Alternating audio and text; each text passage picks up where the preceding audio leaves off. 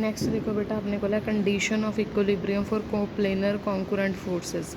जिन्नियां भी प्लेनर मतलब सेम प्लेन ते लाई कर दियां concurrent that means they are generated from one point from the same point, उन्हां दी इक्विलिब्रियम दी कंडीशन की है। इक्विलिब्रियम की कंडीशन का मतलब कि अगर मैं कह R square is equal to X square plus Y square then forces are in equilibrium if the resultant is zero. और रिजल्टेंट जीरो होने का मतलब की है क्योंकि देखो स्क्वायर का पॉजिटिव सम है, कभी नैगेटिव एक टर्म पॉजिटिव एक नैगेटिव का नहीं होएगा, तो सम जीरो होने का मतलब each term will be zero.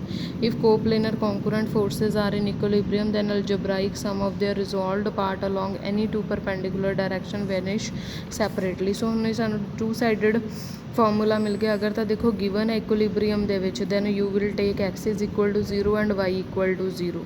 और अगर इक्विलिब्रियम च नहीं है या प्रूव करना है तो प्रूफ सिर्फ ये कर दो कि एक्स जीरो है वाई जीरो है, तो फिर तुहाडे कोल आर भी जीरो है। फॉर एग्जाम्पल देखो 5 forces acting at a point O are in equilibrium. 4 of them are the magnitude 3 4 4 3 act along the coplanar sides such that AOB is 15 degree, BOC is equal to 60 degree, COD is equal to 15 degree. Find the magnitude and direction of the fifth force. So you will take the fifth force as a B. ठीक है, so let fifth force as a R. सो 3 4 4 और जिन्ने भी angle दिते हैं जो या तो देखो तुम डायग्राम ना बनाओ, अगर तुम डायग्राम बना रहे हो फिर थोड़ा डायग्राम प्रॉपर होना चाहिए। मतलब अगर 15 डिग्री का एंगल है तो लगना भी चाहिए 15 का, 16 का थोड़ा ज़्यादा 60 का थोड़ा ज़्यादा हो जाएगा, उस तो बाद अगेन 50 का। ठीक है, उस तो बाद एक आर फोर्स कंसीडर कर ली that will be the fifth force. हुण मैं फाइंड आउट करना what is the magnitude of the fifth force.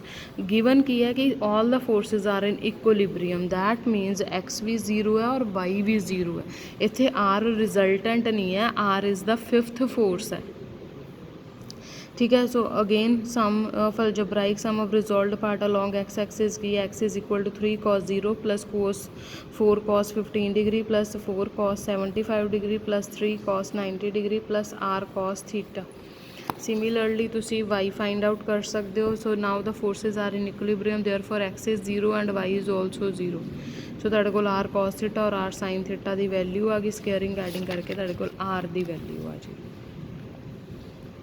Next, let ABC be the equilateral triangle, EF be the middle points of the side CA and AB. Forces of magnitude 4P, 2P and QG weight act at A in the direction of the line BC, BE, CA, CF, A and AB respectively. If the system is in equilibrium, find the values of P and Q. ठीक है, हम P और Q की value find out करनी है।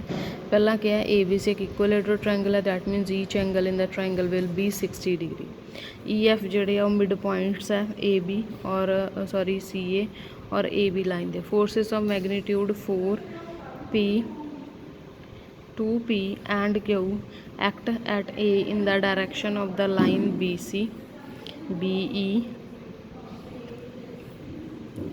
सी A, CF and AB. If the system is in equilibrium, find the value of P and Q.